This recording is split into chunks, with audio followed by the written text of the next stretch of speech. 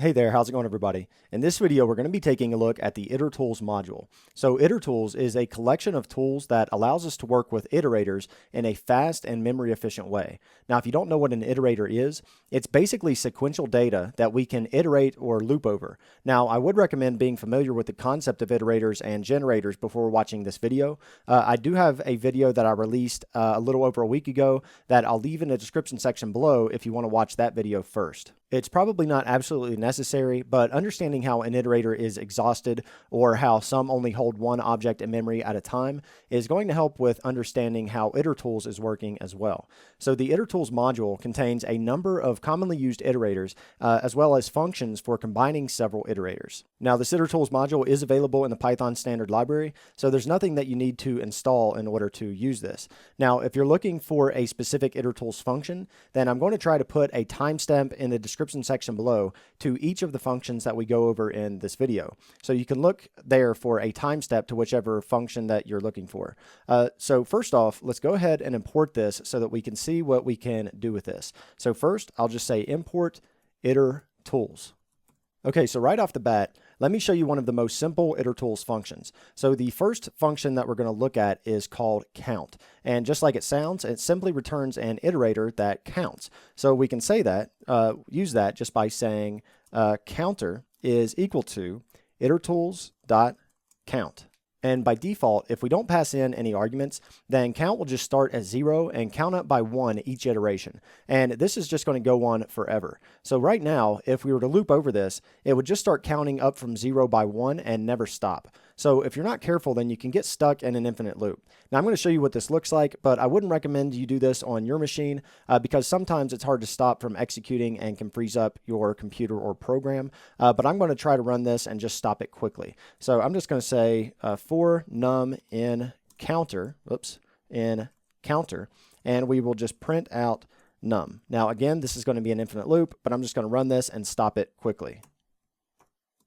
Okay, so I ran that and then quickly stopped it by hitting Control C, but even in that short time, it already counted up by a lot. We already got up over 200,000 here. Now, if you're familiar with iterators, then we can actually get the next value without using a for loop. We can simply just use the next function and pass in our iterator. So instead of looping through it like this, instead, let's do something like, I will remove this for loop and just say print next and then next counter. So let's save that and run it. And when we run that, we can see that we get a 0. Now, if I copy and paste this a couple of times and run this again, so I'll copy and paste this a few times here and run it, then we can see that each time we run next, we get 0, 1, 2, 3, and it just keeps on going. And this is one big key takeaway from these iterators. Some of them can go on forever, but even if they do, we can still just get one item at a time. Okay, so why is this useful? Well, there's a lot of different scenarios that this might be useful, but let's just look at one example. So it's very common to have a list of values and want to have some kind of index assigned to them. So to show an example, let me create a quick list here. So I'm going to comment out these print statements, and I'm just going to make a quick list of data here and say that I want 100, 200, 300, and 400. So here we just have a list of some random numbers. So let's say that we wanted this data to be paired up with an index value for some reason. Well, for example, let's say that our data took place over a daily basis and we wanted to graph this. So we want to pair it up by saying, okay, 100 is associated with day 0, 200 is associated with day 1, 300 is day 2, and so on. Now, if we don't know how much data there's going to be, then we can simply use the count function to provide values for any amount of data. So for example, we could simply say something like this. So I will say daily underscore data is equal to, and I'm going to use the zip function here, and then I will pass in itertools.count and as the first argument, and then our data list as the second argument. Now, if you don't know what the built-in zip function does, basically it combines two iterables and pairs the values together. So it will get the first value of the count function, which by default is 0, and it will pair it with the first value of data, which in this example is 100. And then it will move on and pair 1 with 200 and 2 with 300 and so on. Now, the zip function will return an iterator itself that needs to be looped over in order to get all the values. Now, if we want, we can simply convert the results to a list and get them all at once. So I could just convert this entire thing to a list by wrapping all of that in a list function. So now that we've done that, let me print out our daily data variable here. So I will print that out. Then we can see that it paired those values up in our result. And since we used itertools.count, it just kept grabbing the next value until our data list had gone through all of its values. So that count function will work with any size of data. Okay, so we can also pass some arguments into our count function in order to start at a different place. And we can also step by a different amount as well. So let me uncomment out these print statements here. And for now, I'm just going to comment out our data example here. And let me actually grab these print statements and put these up here. Okay, so now let's look at passing some arguments into our count function. So if I wanted to start from something other than 0, then I could simply pass in a value of start equals 5, for example. If I save that and run it, we can see that now our counter starts at 5 and we get 5, 6, 7, 8. Now it's still counting up by 1, and we can also pass a step argument to change how the counter is incremented. So if I started at 5, then I could also pass in an argument of step equals 5. If I save that and run it, then we can see it now starts at 5, and now it's counting up by 5 each time. So 5, 10, 15, 20. Now the counter is pretty versatile. It can also count backwards and can also count by decimal numbers as well. So if I was to instead say that our step is negative 2.5, for example, and then run that, then we can see that it starts at 5 and subtracts 2.5 from each step, and then even goes into the negatives. Okay, so that's a look at the count function. Now, since we've already seen an example using the built-in zip function down here, let me show you an Itertools function that is just like this, except it doesn't end until the longest iterable is exhausted. And again, the built-in zip function ends on the shortest iterable. So this Itertools function is called zip longest. So a pretty obvious name for what it does. Now remember, this pairs iterables together. So if it doesn't end until the longest iterable is exhausted, then it means it will need to pair some other values with some placeholders. So by default, that's going to be a none value. So let me comment out these lines up here and uncomment out this example where we used this zip function here. Now this worked before because zip ends after our shortest iterable is exhausted. And we're not going to be able to use the Itertools count function with the zip longest the way that we have it right here because we're converting it into a list. And since count goes on forever, then that would just run out of memory trying to convert that to a list. Now you could still use count and just not cast it to a list, but then you just need to get the next values one at a time. But let's leave this list here and simply replace count with a range of values instead. So instead, I'm going to switch count out here and instead just say something like range of 10 values. So if I run this right now while we're still just using this regular zip built-in, then we can see that it runs just like it did before. It just pairs those values up until our shortest iterable is exhausted. And the shortest iterable here is data. So as soon as all of our data is paired together, then it just cuts off those values and it doesn't pair the rest of our range here. But if instead we use zip longest from Itertools, so I'll say itertools.zip_longest. If I save that and run it, then we can see that it pairs those iterables together, but when our data variable runs out, it continues and just pairs the rest of our range with none values. So that can be useful depending on the type of problem that you're trying to solve. So we can see here that it paired up the values, and then this is where our data ran out, but then it continued with the range and just put none values here for 4, 5, 6, 7, 8, and 9. Okay, so that was a quick detour looking at the zip longest function. Now let's get back to looking at a couple more Itertools functions that can go on indefinitely. So let's look at the cycle function. So cycle also returns an iterator that goes on forever. Basically, it takes an iterable as an argument and will cycle through those values over and over. So let me get rid of this example that we have here and uncomment out this so that we can see an example of this cycle function. Okay, so instead of count, I'm going to say itertools.cycle, and this takes in an iterator, and basically, like I said, it's just going to cycle over these over and over. So I will just pass in a list of 1, 2, 3. And for our print statements here, I only have 4 here right now. Let me make this 6 total here so that we can see exactly what this is doing. So I will save this and run it. And let me zoom up a little bit. Okay, so we can see that our output is just 1, 2, 3, 1, 2, 3. So it loops through our list that we just passed into cycle. But once it hits the end of the list, it just cycles back through. So that's a pretty simple concept, but there's a lot that you could do with it. So for example, if you wanted to simulate a switch of something getting turned on or off or something like that, then you could simply create a cycle with 2 values. So that could either be a 1 and a -1 or a 1 and a 0, or you could even pass in a list of strings of on and off. So for example, if I came up here, instead of a list, I'll actually use a tuple just to show a different data structure here, and I'll say on and off as our 2 values in that tuple. So if I save that and run it, then if I scroll up to the top here, we can see that it just cycles between the values of on, off, on, off, on, off, each time the next value is fetched. So that's a look at the cycle function. It's super simple, but there's a lot of different ways that we could use it. Okay, so now let's look at the last infinite iterator in Itertools, and that's going to be the repeat function. And this one is also super simple. It just takes some input and repeats it indefinitely. So for example, if I was to come up here and say Itertools.repeat, and then just passed in a value of 2, for example, if I save that and run it, then we can see that it simply repeats the same value over and over each time we fetch the next value. And we can set a limit on this too. So if I was to instead come up here and say repeat and then just say times equal to 3 and save that and run it, then if I scroll up here a little bit, then we can see that it repeats the value for the first 3 times, and then it throws a stop iteration exception.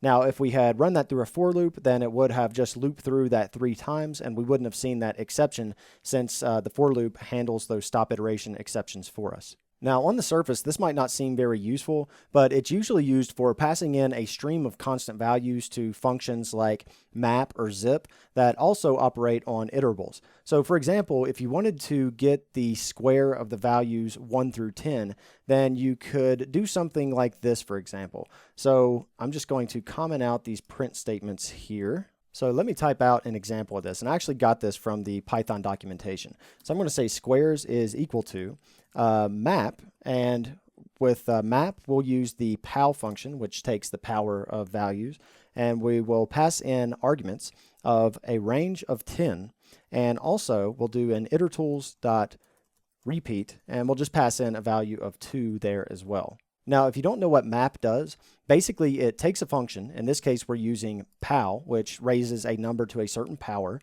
and then it takes iterables and uses the values from those to pass as arguments to that function. And it will loop through and pass values from those iterables into a function until the shortest list of arguments has run through all of its values. So this will start off by passing in the next value from our range, and that would start at 0. And it will also pass in the first value of our repeat iterable, which is always going to be 2. So the first value it will calculate is going to be 0 to the second power. And then the next time through, it'll do 1 to the second power, and then 2 to the second power, and so on. So if I print this out, this is actually going to be needed to be converted to a list as well. Otherwise, it's just going to be an iterator waiting to be iterated on, but I'll cast it to a list. So I'll just print out a list of those squares and run that. Now we can see that we got a list of the squares of all the values from 0 to 9. So that's a little more practical of an example of where you would use that repeat function. Like I said, it's usually used for passing in a stream of constant values to a function like map or zip. Now, since we're already using the map function, this would be a good time to look at another Itertools function that modifies the map function a little bit, and this is called starmap. Basically, starmap is very similar to map, but instead of taking arguments from iterables like we're doing here, it instead takes arguments that are already paired together as tuples. So for example, let's use starmap to get these first few powers. So instead of passing in range and this repeat here, I'm just going to pass in a list, and these are going to be a list of tuples that have the arguments already paired together. And I'm just going to do the first few here. So I'm going to go 0 to the second power, and then Let me go ahead and copy this to make this a little quicker. So I'll do 0 to the second power, then 1 to the second power, and then 2 to the second power. And instead of map, we instead want to use Itertools.starmap. So if I save that and run it, then you can see that it ran our arguments here as tuples into our power function, and we got 0, 1, and 4 for the results of those arguments. So pretty similar to map, but instead it takes its arguments as a list of tuples instead. So depending on the problem that you're trying to solve, that might be more useful for you. Okay, so far we've gone over Itertools functions that produce iterators that can go on forever. But now let's look at some useful functions that will eventually terminate. So first, let's go over two of the most popular Itertools functions, and those are combinations and permutations. So these allow us to take an iterable and return all of the combinations or permutations from that iterable. And if you don't know the difference between combinations and permutations, basically combinations are all the different ways that you can group a certain number of items where the order does not matter. And permutations are all the different ways that you can group a certain number of items where the order does matter. So let's look at some examples, and this will be more clear. So I'm going to use a couple of lists here from our snippets file, and I'll post this snippets file in the code to this snippets file in the description section below if you want to use this as well. But I'm just going to grab 3 code snippets here, and I'm going to paste these up here at the top. And to clean up what we have so far, let me go ahead and just remove what we already have here and save that. Okay, so for this example, I'm going to use our letters list here that consists of the values of A, B, C, D. So let's say that I want to get all of the possible combinations of 2 values from those letters. So to do that, I can simply say, I'll say result is equal to Itertools.combinations. And I want to get the combinations of the letters, and I want to get all the different combinations of 2 values. And now, let me make this output a little smaller here. And now, let me do a for loop where I say for item in result, print the item. So let me save that and run it, and make this a little larger again. Okay, so we can see that when we loop through those, it gives us all of the different combinations of 2 values that we can make from our original list of A, B, C, D. Now remember, with combinations, the order does not matter. So we can see that we have a combination here of A, B, but we don't see a combination of B, A. And that's because they are seen as the same combination. And sometimes this is exactly what we want. So for example, if we're simulating a poker hand or something like that, then it wouldn't matter what order your hand is in. So an ace-king would be the same thing as a king-ace. So you wouldn't need to produce both of those combinations. Now, if order does matter, then you'll want to use permutations instead. That will give you all of the different ways that you can group certain number of items where the order does matter. So let's go ahead and look at that. So I'm going to just replace combinations here with our permutations function and rerun this. So instead of combinations, I will say permutations, save that and run it. And now if I scroll up here, we can see that we got more values there. And that's because we're going to get all the different ways that we can arrange 2 values from our original iterable where the order does matter. So we can see that we have a value for AB here at the top, but if we scroll down a little bit, then we also have a permutation for BA as well. Now you can think of this as trying to simulate all of the different possible results of a race or something like that. So if A came first and then B, then that would be different than B coming first and then A. So permutations is what you would want to use in a situation like that. Now, one thing that you'll notice is that combinations and permutations don't repeat values. So what do I mean by that?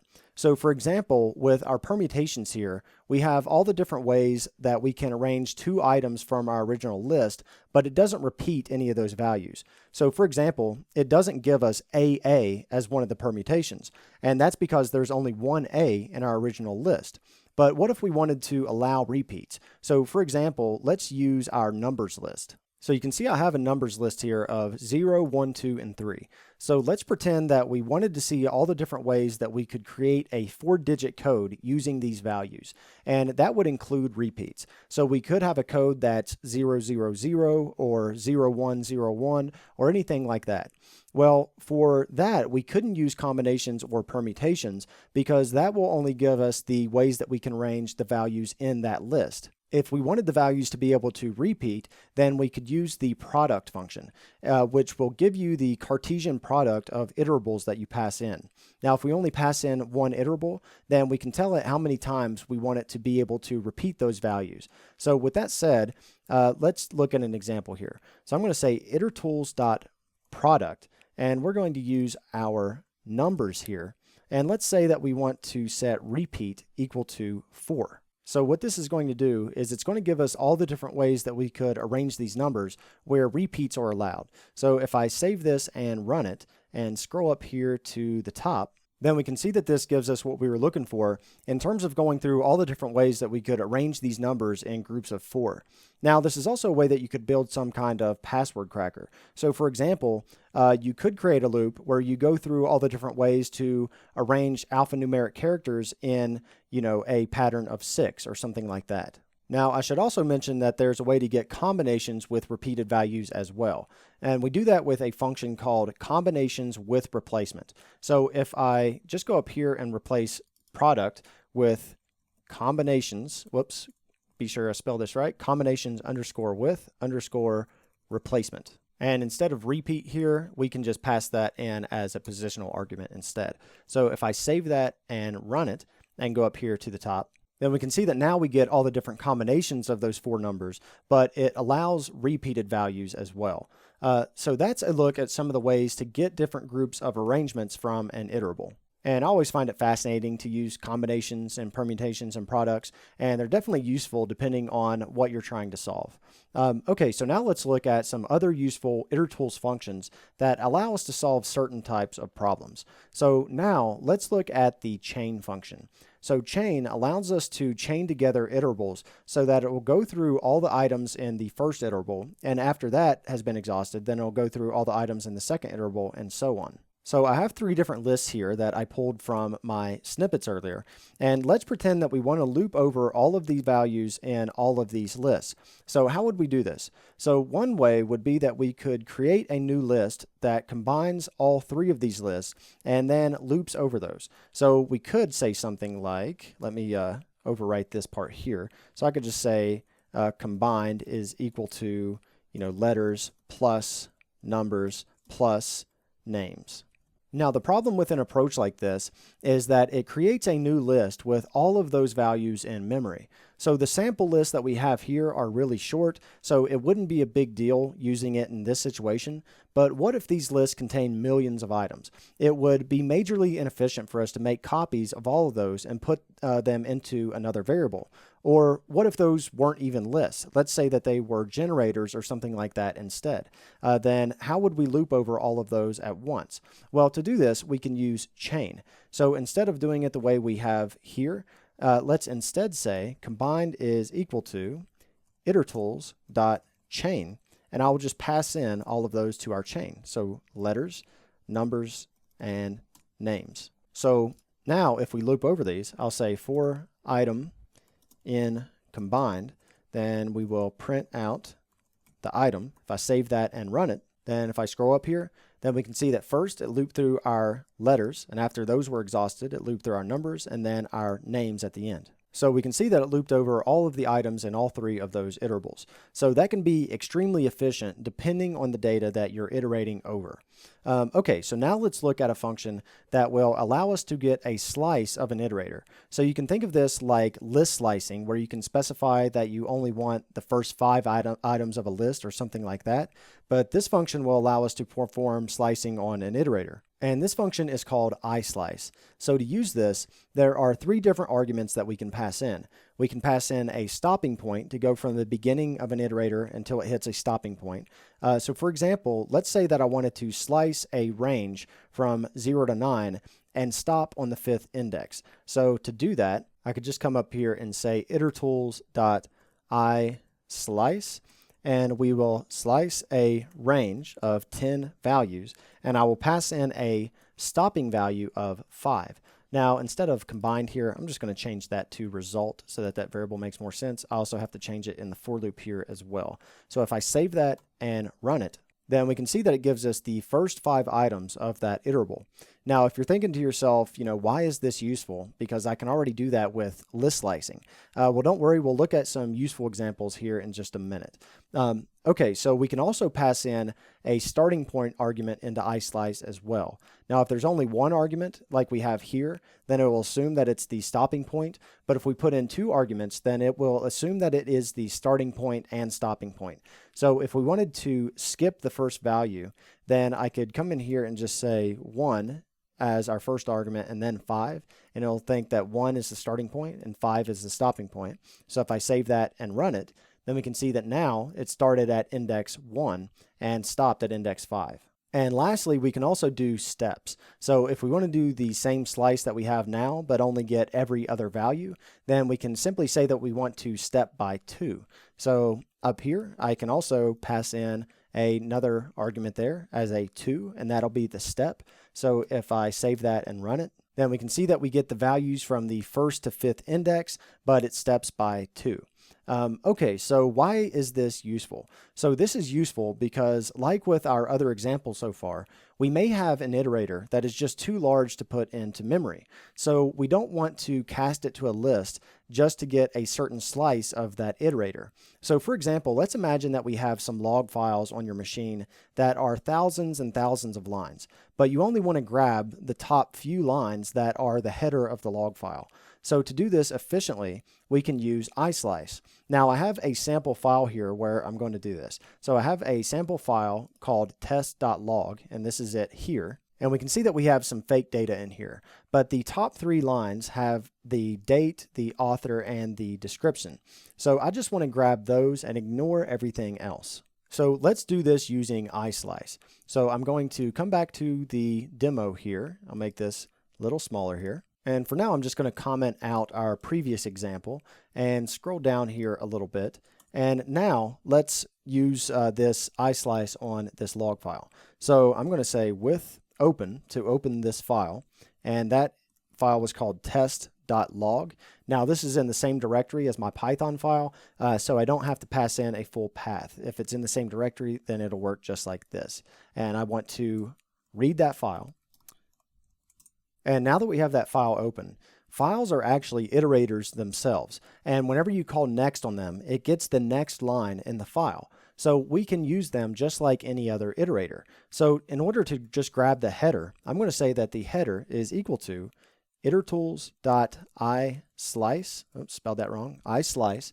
We will pass in the file as the first argument, and let's just pass in a 3. And remember, with one argument, that's just going to be the stopping point. So it's going to start at the beginning, which is the first line, and just go up to 3. So that should grab me the first 3 lines of the file. So now I'm going to loop over those. I'm going to say 4 line in header.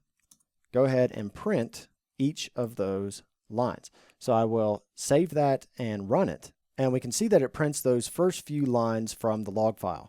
Now those are broken up onto different lines, but that's just because the line itself has a new line character in it, and the print function also adds a line between print statements. Now if we wanted to get rid of that, then we could just simply come up here to our print statement and say end is equal to an empty string, and it won't add an empty line between those print statements. So if I save that and run it, then we can see that now it just gets those first few lines. So that's useful because if we were looping over tons of large files and getting just these few lines, then doing it this way will allow us to get those values without loading the entire contents of that file into memory.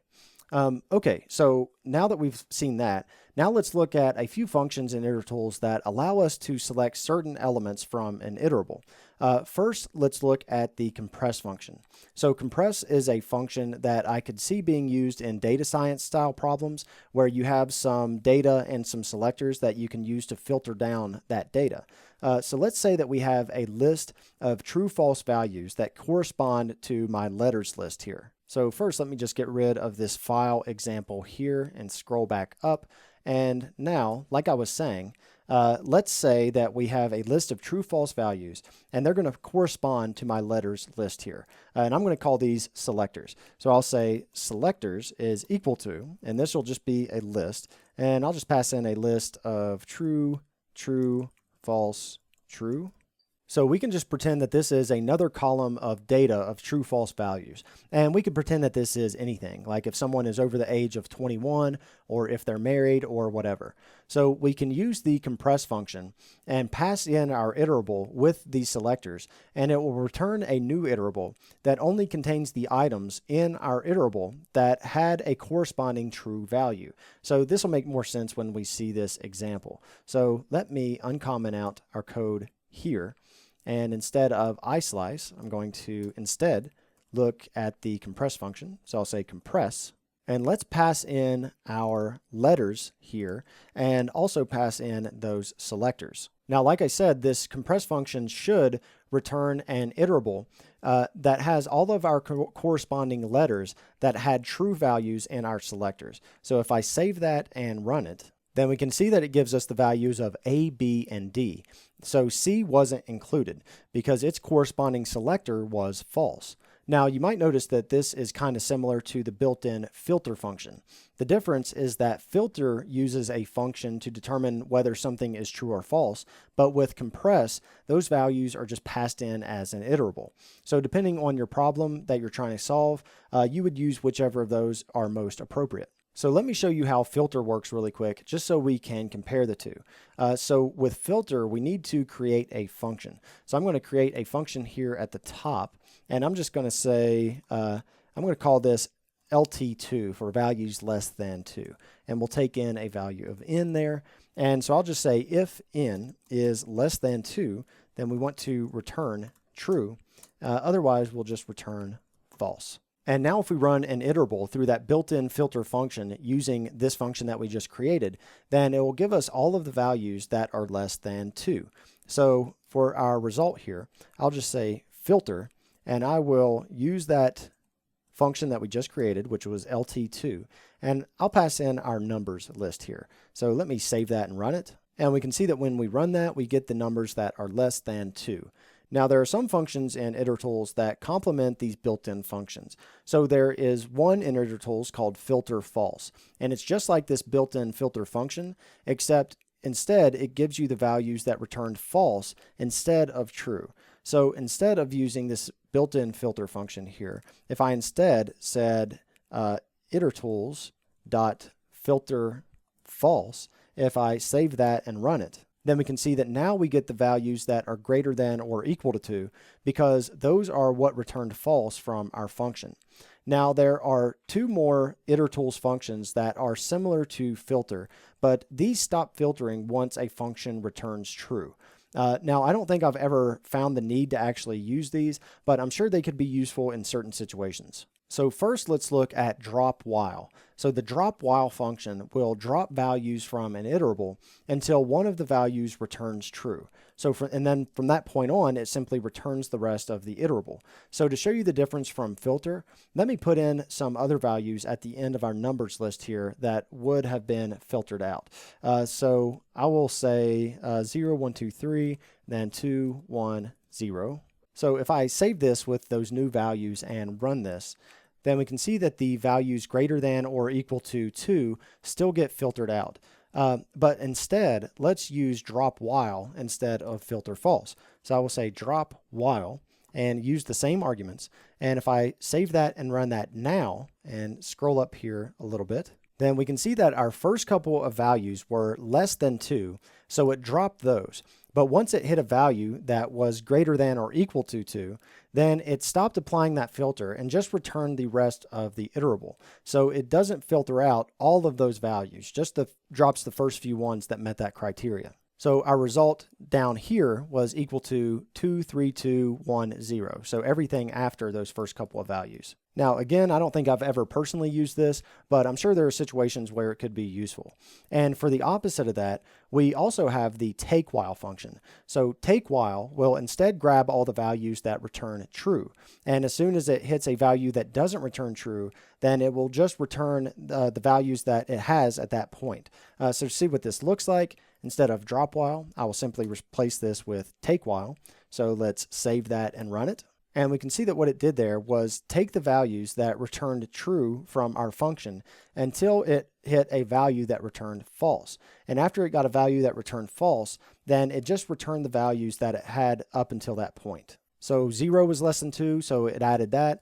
1 was less than 2, so that added that. Then it hit 2, which is equal to or greater than 2. And so it just stopped at that point and returned 0 and 1. Okay, so we're just about finished up. I know that this video is getting a little long, but we only have a couple more functions to go over. So another function that we're going to look at is called accumulate. So just like it sounds, this takes an iterable and returns accumulated sums of each item that it sees.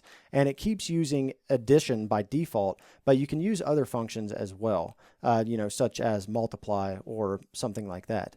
So let's pass our numbers list to this accumulate function and see what this does. So let me scroll up here a little bit. I'm going to get rid of our selectors and our function here. We're not going to need those anymore. And now I just want to use this accumulate function, and I want to pass in our numbers into this function. Okay, so if I run this, then we can see that each time through the loop, it just keeps a running total of the values that it has seen so far. So it starts at 0, and then 0 plus 1 is 1, and then 1 plus 2 is equal to 3, and then 3 plus 3 is equal to 6, and it just keeps doing that all the way through our list. So whenever we scroll down here, it kept a total sum of 9 at the end. And we can pass in different functions as well. So if we wanted to multiply these values instead of adding them, then we can simply say, so we'll have to actually import something here. I'm going to import it here at the top actually. So I'll say import operator because we need to grab this multiply function. So down here, I can now say for the function that we want to use, operator.mul for multiply function. And now if we run that using this data, now this isn't very exciting because all of our values are going to be 0. Since our first value here was 0, everything multiplied by 0 is going to be 0. So instead, let me just get rid of that first 0 there and rerun this. Scroll up. Then now we can see that it's keeping a running product. So 1 times 2 is 2, 2 times 3 is 6, 6 times 2 is 12, and so on. Okay, so that is the accumulate function. Okay, so now let's take a look at our last major function in Itertools, and that is going to be called groupby. Now I saved this one for last since it's a little harder to explain, but hopefully after you see the examples, it'll be a bit easier. So this will go through an iterable and group values based on a certain key. And then it will return a stream of tuples. Now the tuples consist of the key that the items were grouped on, and the second value of the tuple is an iterator that contain all of the items that were grouped by that key. So I know that that sounds confusing, but let's take a look at an example and hopefully this will sink in. So to show this, I'm going to grab some code from my snippets here. So up here in my snippets, I'm going to grab this big list of dictionaries here, and I'm going to paste this right here into our code. And actually, just to make this more clean, I'm just going to replace everything except our Itertools import. So let me repaste that in there. And like I said, I'll have a link to these code snippets in the description section below if you'd like to follow along with this. So what we have here is a list of dictionaries, and each dictionary in this list contains some information. So we have a person's name and a city and a state. So let's say that we wanted to group all of our people by the state that they're from. So how would we do that? Well, that's what our groupby function can help us with. But first, we're going to need a function that tells groupby exactly what we want to group on. And that's going to be our key. So we need to write a function that tells us what to return from a single item in our iterable. So I'm going to go up here to the top, and I'm going to create a function here just called getState. And this is going to take in a person because that's what a single item from our iterable is going to be, is it's going to be a dictionary that represents a person. And now we just want to return what we want our key to be. So I'm just going to say return person, and we're going to access that state value. So that is going to tell groupby that for every item in our iterable, we want to group by the state. So now let's actually run this. So down here at the bottom, and you can see that this list, we have several people here in our list. Now down here at the bottom, I'm going to say person underscore group, and I'm going to set this equal to, and we will say Itertools dot groupby, and we want to group this list, and this list is called people. So I scroll back down here. So this is called people, and we want the key to be equal to that get state function that we created. And now let's loop over this. So each item in this person group is going to be a tuple of two things. So the first thing is going to be our key, and the key that we used was the state. And the second is going to be an iterable of all the items in that group. So it should be an iterable of each person in that state. So let's print both of these out just so we can see what this looks like. So I'm going to say for key and group in our person group. And for now, let's just print out both the key and the group. So if I save this and run it, then we can see, let me make this a little larger here. We can see that we have 4 different groups, one for each state that was present in our list of people. And our group variable here is an iterable that should contain all of the people from that state. So let's also loop over that group and print those out as well. So within our for loop here, I'm just going to print the key on the first line, and now I'm going to loop over that group. So I'm going to say for person in group, and we just want to print out that person. And I'm also going to put a print statement here at the end, and that's just going to be to spread out our output a little bit. So now let me save this and run it and scroll up here to the top. And again, let me make this just a little larger. Okay, so in our output here, we can see that we are first printing out our key, and that's what we printed out right here, which is the state. And then we're looping over the group, which are the people that are in that state. So we can see that from New York, we have John Doe and Jane Doe, and then it moves on to Colorado and prints out the people from there. Then it goes to West Virginia and prints those out, and finally North Carolina. So our group by function did a lot of work in the background there for us just to get those results in a nice, efficient way. Now, there are all kinds of interesting problems that we can solve using this group by function. So for example, what if instead of printing out all the people from that state, we just wanted to print the number of people in our list from there? So instead, I'm just going to comment out our for loop there. Instead, I'm just going to print out our key and then just the length of our group. So if I save that and run it, oh, and that's actually an iterator, I forgot. So we have to cast that to a list before we can get the length. So if I cast that to a list and then rerun this, then we can see that in our list, we had 2 of those people from New York, 2 from Colorado, 2 from West Virginia, and 3 from North Carolina. So you can probably think of all different types of problems that you could use to solve with this group by function. So for example, how many students in your class got A's versus B's versus C's and so on, sorts of problems like that.